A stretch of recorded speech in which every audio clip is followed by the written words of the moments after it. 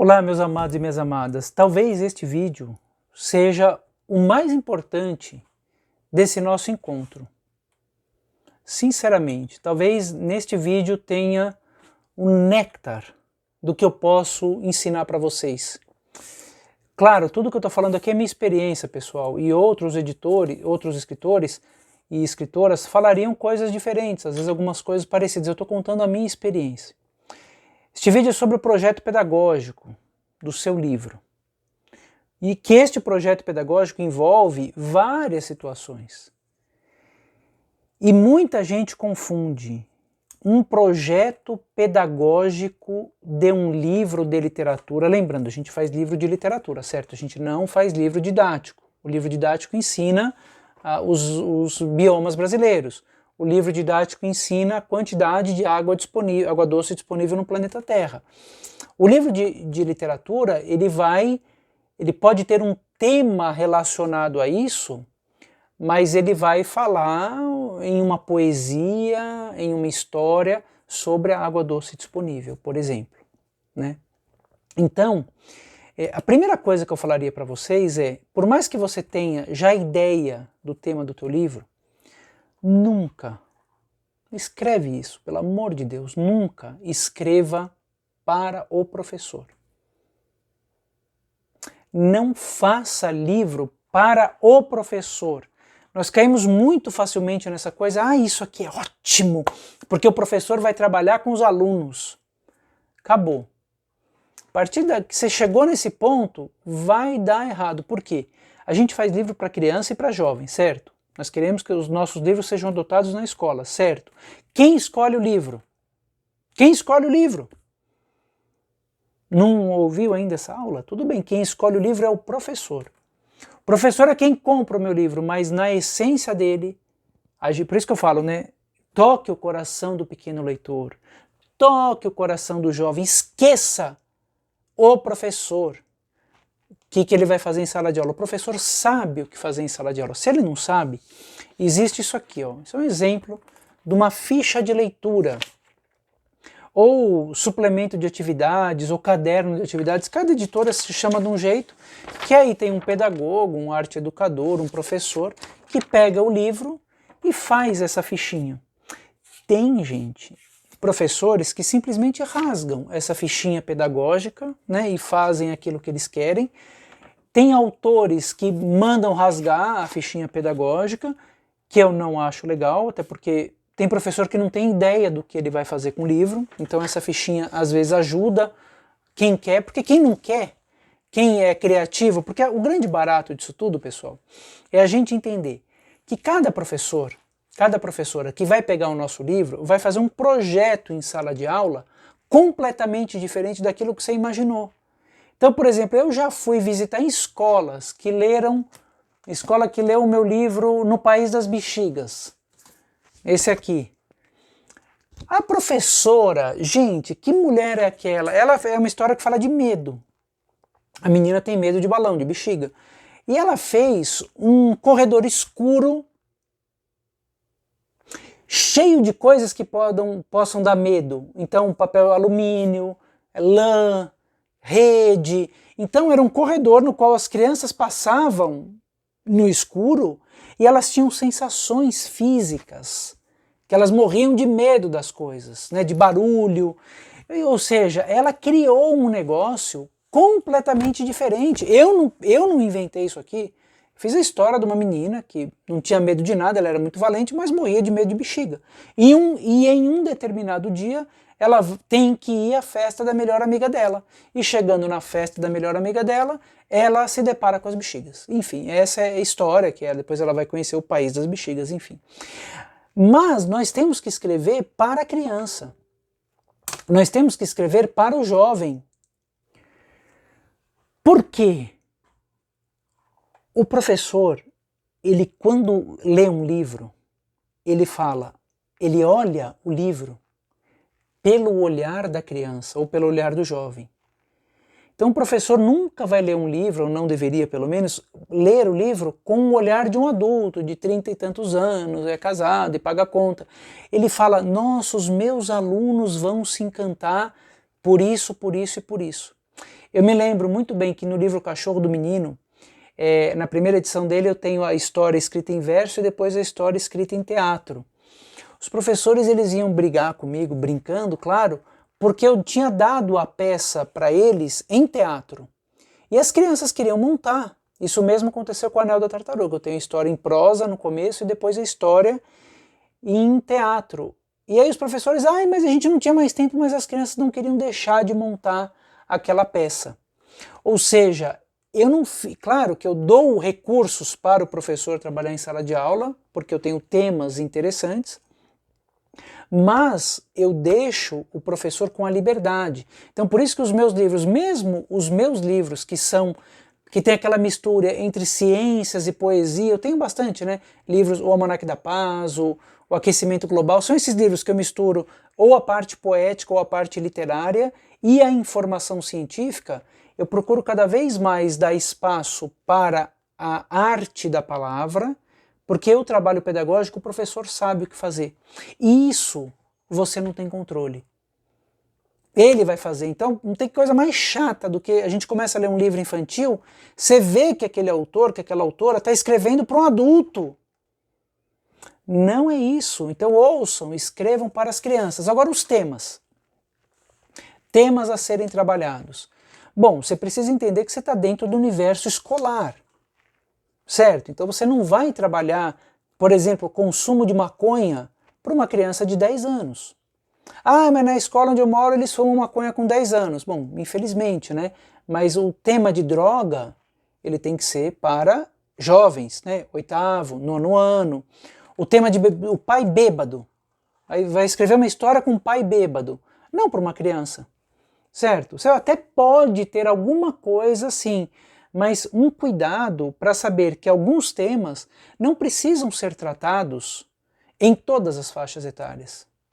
Não precisa. Então, por exemplo, você quer tratar uma briga de irmão, você pode tratar tanto num livro de educação infantil, do Fundamental 1 ou do ensino médio. Inclusive, você precisa saber isso. O que é educação infantil? Vai até quantos anos? 6 anos. Educação Fundamental 1, do 1º ao 5º ano. Educação Fundamental 2, do 6º ao 9º ano. Qual é a idade dessas crianças? E lembrando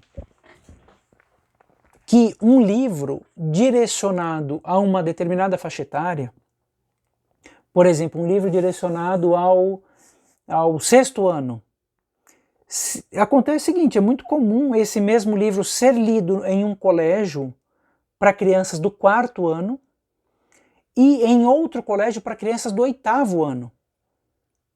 O mesmo livro, lido por crianças do 4º ano, ou seja, crianças de 9 anos, e lido por crianças do 8º, já jovens, pré-adolescentes, né, com 13 anos mais ou menos. Por quê? Porque cada comunidade escolar tem uma realidade. Às vezes você vai numa cidade do interior, né, a habilidade leitora é diferente, a visão crítica das coisas é diferente do que uma escola na capital que trabalha alguns outros temas um pouco mais profundos. O que eu vejo, por exemplo, os meus livros para jovens são lidos no 5º e no 6º ano em cidade grande. Já nos interiores eles são lidos no 8º, no 7º e no 8º. Então é muito importante a gente compreender que a gente não faz esse trabalho pedagógico para o professor, porque tem coisa que é a escola que vai fazer, não é você. O que cabe a nós? Criarmos uma boa história. Ou, quando poesia, criarmos um cenário poético muito interessante. Se alguém já fez aquilo que você está fazendo, não tem problema. Porque o seu texto tem que ter a tua marca. Você não pode estar a serviço de alguma coisa. Isso vai muito para o pessoal da literatura de cordel, né? Muito para o pessoal do cordel, que muitas vezes a gente não consegue identificar quem que está escrevendo aquilo. Porque a pessoa coloca a forma, isso é minha visão, gente, me perdoem se eu estiver falando uma bobagem, não quero ofender ninguém. Mas muitas vezes no cordel, digo isso porque eu tenho vários alunos de cordel, eu tenho 11 livros de cordel, e em algum momento também já posso até ter passado por isso, mas eu procuro não fazer, é nunca colocar a forma acima da tua identidade, do que você quer dizer. Ou mais, nunca colocar a forma, isso serve para todo mundo, acima da identidade do personagem. Certo? Tudo bem, você vai fazer cordel, sextilha, setilha, oitava. Use essa forma para soltar a tua imaginação.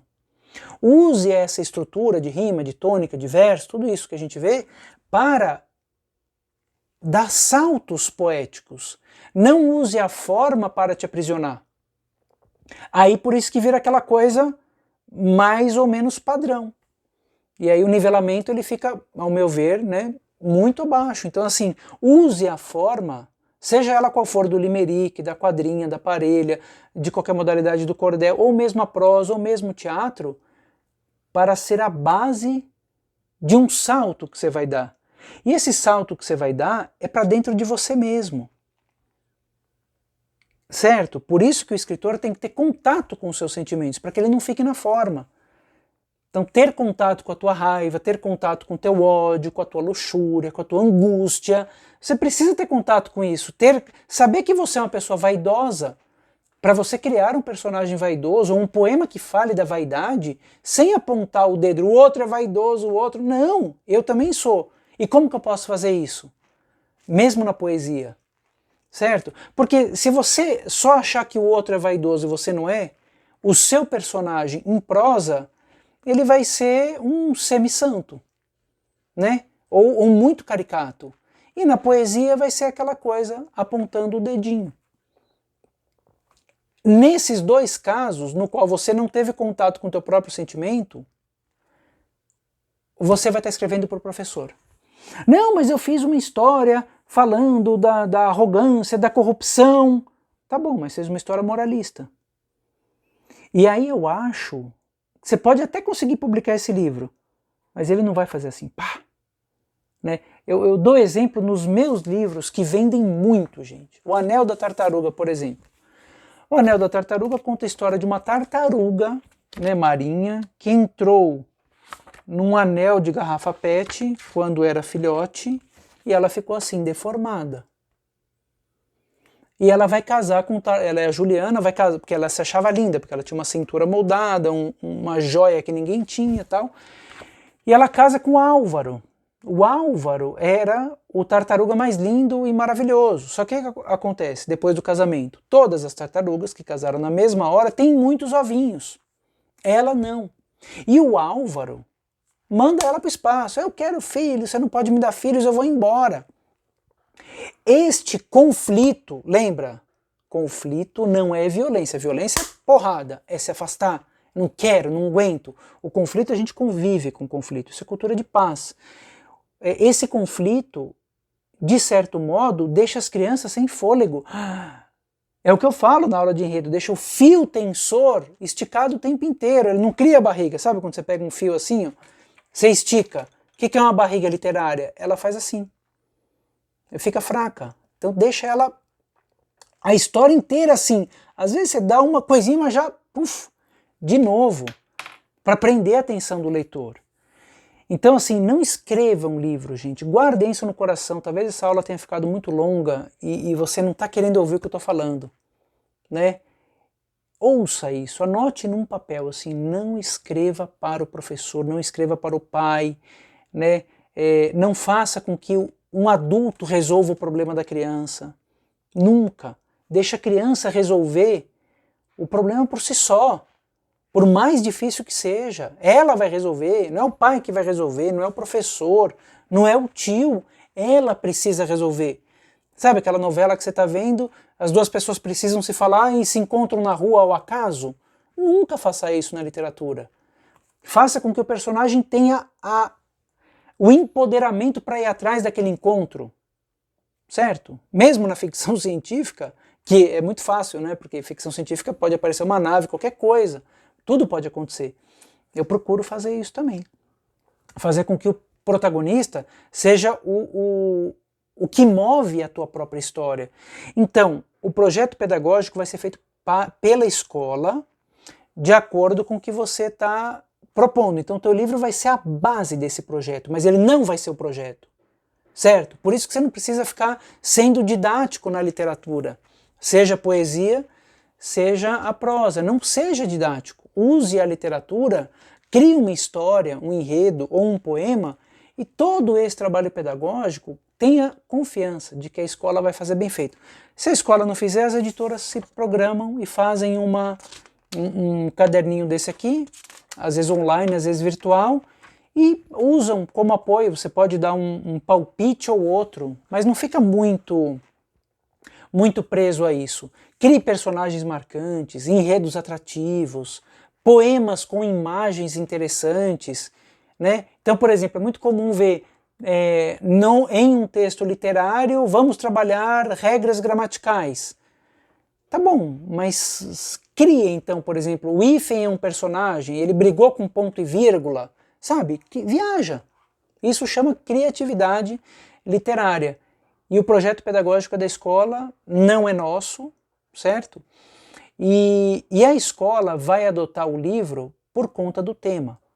Então, quando você for pensar no teu livro, ele pode ter mais do que um tema, mas não faça um livro que trabalhe tudo. Não, eu vou trabalhar aqui o não a preconceito, o Estado laico, eu vou trabalhar a política econômica e eu vou trabalhar como escovar o dente.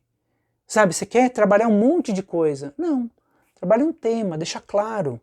Sabe, começa com um, vão aparecer outros naturalmente. Agora não queira você ter o teu dedinho de que eu estou ensinando, eu estou educando. É muito fácil para nós autores de literatura infantil cairmos nisso. Isso é um grande equívoco no qual eu já me enrosquei algumas vezes. Às vezes eu me enrosco, mas eu tenho certeza.